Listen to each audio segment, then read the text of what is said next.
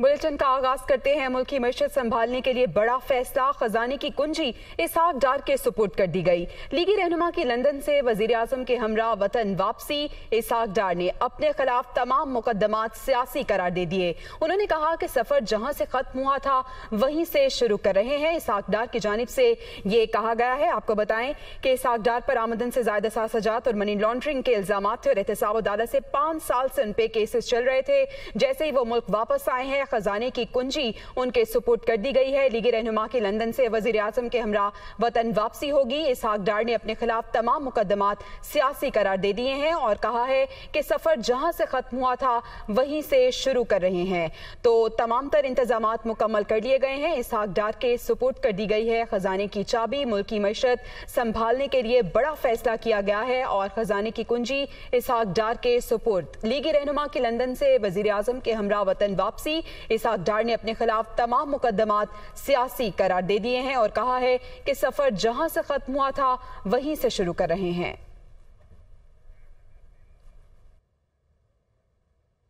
Interbank और open market में dollar की कीमत में कमी रिकॉर्ड की गई है, तो दूसरी जानिब पाकिस्तान स्टॉक एक्सचेंज में 531 पॉइंट्स का इजाफा हुआ है। इन्वेस्टर्स ने डगमगाती मईशत को बचाने के लिए साबिक वजीर खजाना इसहाक डार से उम्मीदें लगा ली। रुपए के मुकाबले डॉलर की कीमत में कमी आना शुरू हो गई। इंटरबैंक में डॉलर 2 रुपए 63 पैसे कमी के बाद 237 रुपए 2 पैसे पर बंद हुआ, जबकि ओपन मार्केट पर डॉलर 7 रुपए कमी के बाद 238 रुपए पर फरोख्त हुआ। एक तो वजूहत है कि फ्राइडे को एक स्टेट बैंक से सर्कुलर आया है कि $2000 से जो ऊपर परचेज करेगा वो बैंक के थ्रू होगा। तो ऑब्वियसली जो लोग जाके ओपन मार्केट से ले रहे होते हैं, कैश दे के ले रहे होते हैं, तो वो एक थोड़ा सा इसकी वजह से भी आप देख रहे हैं। और प्लस ये दूसरी न्यूज़ ये थी कि इसहाक डार साहब जो आ रहे हैं और वो फाइनेंस मिनिस्टर बन जाएंगे, तो ऑब्वियसली जो उनका पिछला रिकॉर्ड रहा है कि उन्होंने काफ़ी चीज़ें बेहतर की हैं, ख़ास तौर पे करेंसी से रिलेटेड। तो ये कह सकते हैं कि डार डॉलर कह सकते हैं उनको, कि वो डॉलर को नीचे ला सकते हैं। डॉलर की अब डॉक्यूमेंटेशन को और सख्त कर दिया है, इनकमिंग आउट गोइंग सब पर नज़र रखी जाएगी। तो उसने एक लोगों को पॉजिटिव कहा है कि ये जो सट्टा चल रहा था डॉलर में ये कुछ कम होगा। दूसरा, इसहाक डार साहब के जो आने की खबरें हैं, तो इसहाक डार साहब का पॉइंट ऑफ व्यू इकोनॉमी को संभालने का डिफरेंट है मिफ्ता इस्माइल से। दूसरी जानिब पाकिस्तान स्टॉक एक्सचेंज में मजबूत रुझान देखने में आया। इख्तिताम पर मार्केट 531 पॉइंट्स के इजाफे से 100 इंडेक्स 41,151 पॉइंट्स की सतह पर बंद हुआ। तज्जियाकारों के मुताबिक अगर इसहाक डार माशी मुश्किलात हल करने में कामयाब हो जाते हैं तो हुकूमत की ढारस बनने के साथ साथ आवाम की मुश्किलात में भी कमी आ सकती है। साबिक वजीर खजाना इसहाक डार के एक बार फिर वजीर खजाना बनाए जाने की खबरों पर कराची की बिजनेस कम्युनिटी क्या राय रखती है, आपको दिखाते हैं। बहुत लिमिटेड ऑप्शंस होंगे, चाहे वो इसहाक डार साहब हों या कोई भी फाइनेंस मिनिस्टर नया आ जाए, क्योंकि बहुत ज़्यादा हालात ख़राब हैं। डॉलर्स हमारे पास डॉलर्स की जो रिज़र्व है वो बिल्कुल ही कम है। तो बहरहाल but he is a smart man, he knows the thing. ये उसको मैनूवर कर सकते हैं हालात को, कि कुछ किसी चीज़ को आप इम्पोर्ट को रोक कर उस बैलेंस ऑफ ट्रेड को किसी हद तक बैलेंस करना, तो ये उनका वो उस पर वो माहिर है, वो कर लेंगे। इस वक्त जो सबसे इम्पोर्टेंट फैक्ट है वो उसमें ये है कि डॉलर को नीचे लेके आया जाए। तो मैं समझता हूँ इसहाक डार साहब एक टैलेंटेड आदमी और यकीनी तौर पे वो एक अच्छी पॉलिसी कोई उनके दिमाग में होगी जो लेके आएंगे वो। और बाकी बात ये है कि हमें चाहिए कि भाई हम दुआगो रहें और पॉजिटिव रहें। इंशाअल्लाह ताला पाकिस्तान जो है वो इस क्राइसिस से निकल जाएगा। मुल्क की इकोनॉमी को स्टेबल करने के लिए कोई भी स्टेप लेना चाहिए वो लेना चाहिए। आज आप देखें सिर्फ अनाउंसमेंट आई है और स्टॉक मार्केट और डॉलर के रेट में आप कमी देखें 4 रुपये। मैं इसहाक डार का कोई पार्टी सपोर्टर नहीं, लेकिन एक बात हो रही है कंट्री की सॉवरेनिटी के ऊपर, कंट्री की इकोनॉमी के ऊपर। अगर डॉलर की प्राइस नीचे आती है, चीज़ें होती हैं, कॉस्ट ऑफ इनपुट कम होती है, ट्रांसपोर्टेशन की प्राइस के ऊपर कम होगा, तो बहुत सी चीज़ें चेंज हो जाएंगी। इसहाक डार साहब पाकिस्तान को पहले से समझते भी हैं और उन्होंने इस रोल में बड़ा काम भी किया हुआ है। अल्लाह करे कि वो आके कुछ ऐसा एक्सटर्नल जो हमारे IMF है, वर्ल्ड बैंक है, उन लोगों के साथ उनको हैंडल करें और पाकिस्तान का आउटलुक को बेहतर करें। سوال یہ ہے کہ انتخابی ترمیمی ایکٹ سے پہلے اگر اسحاق ڈار نااہل تھے تو اب اہل کیسے ہو گئے؟ الیکشن کمیشن نے حلف نہ اٹھانے پر اسحاق ڈار کی نشست خالی قرار دینے پر فیصلہ محفوظ کر لیا۔ الیکشن کمیشن میں اسحاق ڈار کی سینٹ میں نشست خالی قرار دینے کے کیس کی سماعت کے دوران اسحاق ڈار کے وکیل سلمان اسلم بٹ کمیشن میں پیش ہوئے۔ ممبر الیکشن کمیشن سندھ نثار دورانی نے کہا کہ اسحاق ڈار کا ایک کیس کل بھی مقرر ہے۔ وکیل نے کہا کہ وہ کیس مختلف ہے۔ ممبر بلوچستان کا کہنا تھا کہ 60 دن میں حلف نہ لینے پر نشست خالی قرار دینے کا آرڈیننس آیا تھا۔ وکیل نے کہا کہ آرڈیننس کی مدت ویسے ہی پوری ہو چکی، الیکشن کمیشن سینٹ نشست خالی قرار دینے کا نوٹس واپس لے۔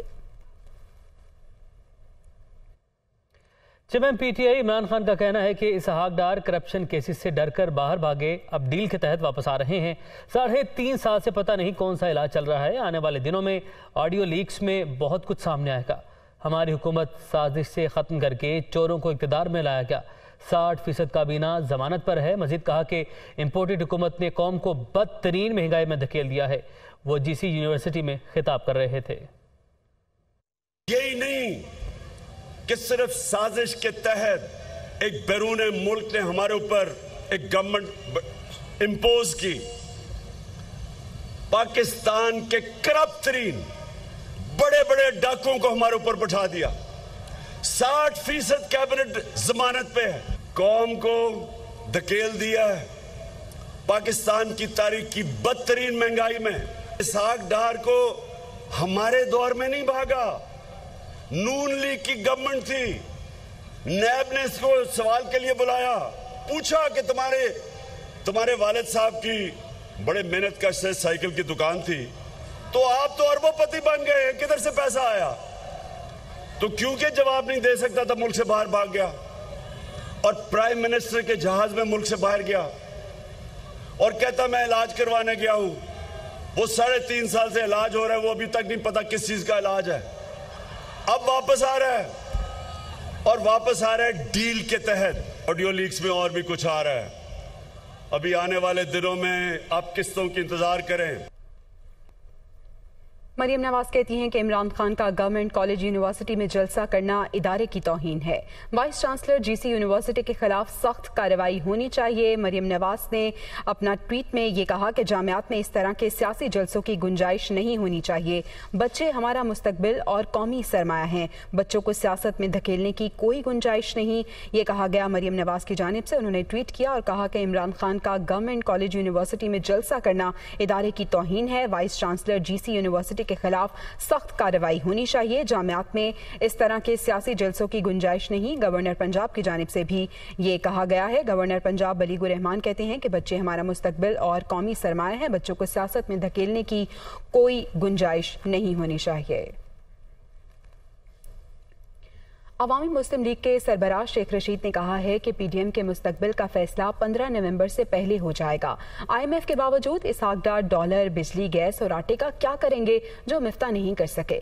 سابق وزیر داخلہ شیخ رشید نے اپنے ٹویٹ میں کہا کہ وزیر اعظم کے جہاز میں بھاگا ہوا مفرور 5 سال بعد وزیر اعظم کے ساتھ آ رہا ہے، یہ چوری اور سینہ زوری ہے۔ شیخ رشید نے کہا کہ پی ڈی ایم کے مستقبل کا فیصلہ 15 نومبر سے پہلے ہو جائے گا۔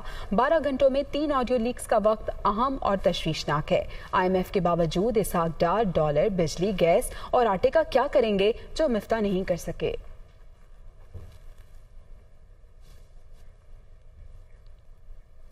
عمران خان اور وزیر اعلیٰ پرویز الہی کی ملاقات میں پنجاب میں پاور شیئرنگ کے امور کو حتمی شکل دے دی گئی۔ پی ٹی آئی اور کاف لیگ نے تمام سیاسی چیلنجز کا مل کر مقابلہ کرنے پر اتفاق کر لیا۔ عمران خان اور پرویز الہی کی ملاقات میں سیاسی صورتحال، آڈیو لیکس اور عوامی فلاحی منصوبوں پر تفصیلی بات چیت کی گئی۔ عمران خان کا کہنا تھا کہ آڈیو لیکس میں مسلم لیگ نون کی نام نہاد قیادت کا اصل چہرہ پھر قوم کے سامنے آ گیا۔ پتہ چل گیا کہ بند کمروں میں کیا سازشیں ہو رہی ہیں اور الیکشن کمیشن کا کیا کردار ہے۔ چیئرمین پی ٹی آئی کے وزیر اعلیٰ اور سینئر وزیر میاں اسلم اقبال سے الگ ملاقات بھی ہوئی، جس میں پاور شیئرنگ کے تمام امور کو حتمی شکل دے دی گئی۔ عمران خان نے پنجاب کے انتظامی معاملات پر پرویز الہی کے اقدامات کو سراہا۔ مرتضی وہاب نے کہا ہے کہ قانون بلدیہ عظمیٰ کراچی کو ٹیکس لگانے کی اجازت دیتا ہے۔ وسیم اختر جب میئر تھے تو میونسپلٹی ٹیکس نجی کمپنی اکٹھا کر رہی تھی۔ سندھ کابینہ کی منظوری سے یہ کام کے الیکٹرک کو سونپا۔ کچھ لوگ نہیں چاہتے شہر میں ترقی ہو، ایڈمنسٹریٹر کے عہدے پر مزید کام نہیں کر سکتا۔ استعفیٰ وزیر اعلیٰ سندھ کو بھیج دیا، وہ کراچی میں نیوز کانفرنس کر رہے تھے۔ اس بات کی اجازت دیتا ہے بلدیہ عظمیٰ کراچی ٹیکس لگائے گی۔ مختلف ٹیکسز تھے، ان کو کلب کر کے یہ اصطلاح کریٹ کی گئی MUCT 5 جون 2008 کو۔ کراچی کا سٹی ناظم متحدہ قومی موومنٹ کا تھا۔ وسیم اختر صاحب کے 4 سالہ حکومت میں جب وہ ماشاءاللہ KMC کے میئر تھے، میں ریکارڈ پر لانا چاہتا ہوں یہ ٹیکس لگا ہوا تھا۔ بلدیہ عظمیٰ 20 سے 21 کروڑ روپے اکٹھا کرتی تھی۔ 1 ارب کا ٹارگٹ تھا وسیم اختر صاحب کے اپنے کاغذات میں۔ پیسہ کہاں جاتا تھا؟ میں نے جیب سے محبت نہیں کی، میں نے KMC سے محبت کی، اور میں نے فیصلہ کیا کہ وہ پرائیویٹ کمپنی کے ذریعے جو آپ ٹیکس اکٹھا کرتے ہیں وہ آپ پرائیویٹ کمپنی کے ذریعے اکٹھا نہیں کریں گے، کیونکہ اس میں خرد برد ہونے کا خدشہ ہے۔ اور میں نے انتخاب کیا کراچی الیکٹرک کا۔ سندھ کی آئینی حکومت کی کابینہ نے اس کی منظوری دی رولز کی، وہ ٹیکس اب 3.25 ارب روپے KMC کے اکاؤنٹ میں آئے گا۔ کچھ لوگ نہیں چاہتے کہ شہر کے اندر سسٹینیبل ڈیولپمنٹ ہو۔ میری اخلاقیات مجھے اس بات کی اب اجازت نہیں دیتی کہ میں بحیثیت ایڈمنسٹریٹر کنٹینیو کروں۔ باضابطہ طور پر اس عہدے سے استعفیٰ دے رہا ہوں۔ صوبائی وزیر اطلاعات سندھ نے لندن میں وفاقی وزیر اطلاعات مریم اورنگزیب کے ساتھ پیش آنے والے واقعے کی شدید مذمت کی۔ شرجیل میمن نے کہا کہ حکومت پاکستان برطانوی حکومت سے رابطہ کر کے ملوث افراد کے خلاف کارروائی کا مطالبہ کرے۔ عمران خان کے اس کلچر سے صورتحال خون خرابے کو جنم دے سکتی ہے۔ وہ کراچی میں نیوز کانفرنس سے خطاب کر رہے تھے۔ پاکستانی گورنمنٹ کو آفیشیلی طور پر اس کو ٹیک اپ کرنا چاہیے میٹر کو برٹش گورنمنٹ کے ساتھ، کہ یہ وہاں پہ بدتمیز لوگوں جو کو جس طرح چھوڑ دیا گیا روڈ پہ ہر ایک پہ اوپر اس طرح کی ٹرولنگ کرنے کے لیے، دس از ناٹ ایکسیپٹیبل۔ جس طرح سعودی عرب نے بہت اچھا کیا، حالانکہ مجھے ان لوگوں کے ساتھ بھی ہمدردی تھی۔ عمران خان کی یہ بھی ایک پیغام ہے کہ عمران خان کے اس بیہودہ کلچر جو اس نے انٹروڈیوس کرایا، اس کی وجہ سے سعودی عرب میں 10 لوگ 10 سال کی قید کھا رہے ہیں، قید ہو گئی ہے، ان کو سزائیں ہو گئی ہیں۔ اب عمران خان تو مزے کے ساتھ اپنے محل میں بنی گالا میں بیٹھا ہوا ہے۔ وہ لوگ جو 10 کفیل تھے، جو عمران خان کو اپنا انفارچونیٹلی رول ماڈل سمجھ کے اس کے دیے ہوئے کلچر پہ چل پڑے، ان کے گھر والوں کے اوپر ابھی کیا گزری ہوگی۔ مطلب یہ کلچر جو ہے یہ امیڈیٹلی بند ہونا چاہیے۔ آج بھی میں کہتا ہوں عمران خان صاحب کو اپنا قد بڑھاؤ، آپ خود اس کی مذمت کرو جو لوگ ہیں، اور برٹش گورنمنٹ کو بھی چاہیے کہ جتنی بھی اظہار آزادی کا مقصد یہ نہیں کسی کے سڑک پہ آپ جو گالیاں الاؤ کر دیں۔ آپ 3.5 سال بعد پرانی والی حکومت دیکھ لیں، جو جتنی گالی دے گا وہ اس کو اتنی اچھی وزارت ملے گی، جو جس کی جتنی بےزتی کرے گا اس کو اتنی اچھی وزارت ملے گی۔ لیکن میں چیزوں سے خوفزدہ ہوں، اور مجھے ڈر ہے، اور میری کنسرنز ہے، اور اللہ کرے ایسا نہ ہو۔ میں کہتا ہوں میری دعا ہے اللہ کرے، واقعی دل سے دعا کہ اللہ کرے ایسا نہ ہو، لیکن جو یہ کلچر یہ شروع کر رہا ہے عمران خان، اس کا نتیجہ خون خراب ہوگا، کیونکہ ہر شخص جو ہے وہ یہ صورتحال برداشت نہیں کر سکے گا۔ وزیراعظم شہباز شریف نے بلوچستان کے علاقے ہرنائی میں ہیلی کاپٹر حادثے میں 6 افسران اور جوانوں کی شہادت پر افسوس اور اہل خانہ سے تعزیت کا اظہار کیا ہے۔ وزیراعظم شہباز شریف نے اپنے بیان میں ہرنائی بلوچستان میں ہیلی کاپٹر حادثے میں شہید ہونے والے پاک فوج کے افسران اور جوانوں سے اہل خانہ سے تعزیت کی، اور کہا کہ مادر وطن کے تحفظ، سلامتی اور دفاع کے لیے افواج پاکستان نے بے مثال قربانیاں دی ہیں۔